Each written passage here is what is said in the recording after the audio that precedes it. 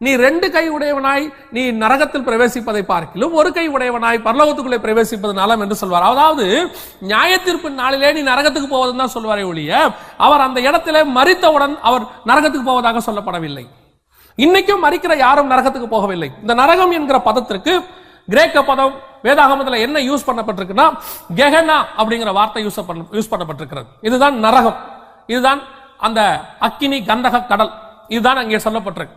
இது எப்போ போது வெள்ளை சிங்காசனத்திற்கு பிறகு, அதற்கு பிறகுதான் அவர்கள் அங்கே போகிறார்கள். அதுவரைக்கும் அத்தனை பேரும் பாதாளத்தில் தான் அடைக்கப்படுகிறார்கள்.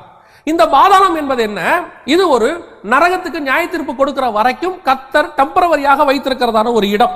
சங்கீதத்தின் புஸ்தகமாக இருக்கட்டும், எபேசியர் 4:7-8 இருக்கட்டும், இன்னும் உங்களுக்கு தெளிவாக சொல்லுகிறேன், கவனிங்கள்.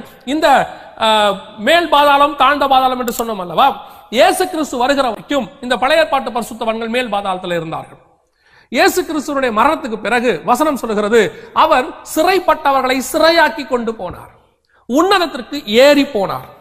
எபேசியர் நிருபம் 4:7-8 வசனத்திலையும் சங்கீதங்களின் புஸ்தகம் 68:18 வசனத்திலையும் இதை குறித்து சொல்லப்பட்டிருக்கிறது.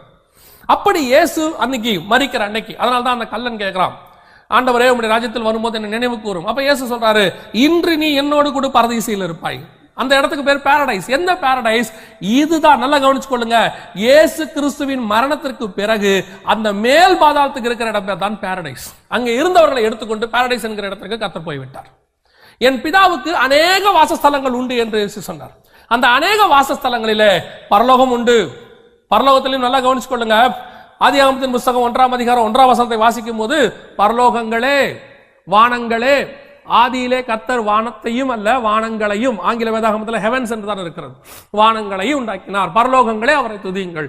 பிதாவுக்கு அநேக வாசஸ்தலங்கள் உண்டு. பரலோகம் என்றால் வேறு லோகம், பரதேசி என்றால் வேறு ஊர்க்காரன், பரலோகம் என்றால் வேறு லோகம். அதாவது பிதா இருக்கிற ஒரு பரலோகம் இருக்கிறது, பரதேசி இருக்கிறது, வானத்துல மத்திய வானத்துல இந்த தள்ளப்பட்ட தூதர்கள் இருக்கிற இடம் இருக்கிறது, எத்தனையோ வானங்கள் இருக்கிறது. யூதருடைய நம்பிக்கையின்படி 7 வானங்கள். அதைத்தான் பவுல் சொல்லுகிறார், நான் 3வது வானம் வரைக்கும் எடுத்துக்கொள்ளப்பட்டேன் என்று சொல்லுகிறார். இப்படி அந்த இடத்துல ஒரு இடம் தான் பாரடைஸ். அந்த மேல் பாதாளத்தில் இருந்தவர்களை எடுத்துக்கொண்டுதான் அங்கே போனார்.